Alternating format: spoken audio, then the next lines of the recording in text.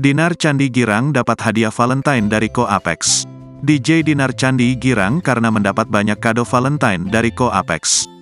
Kado yang diberikan Ko Apex kepada Dinar Candi tersebut menjadi kejutan setelah sang DJ selesai menyalurkan hak pilihnya di pemilu 2024. Peringatan Hari Valentine tahun 2024 ini terasa sedikit berbeda.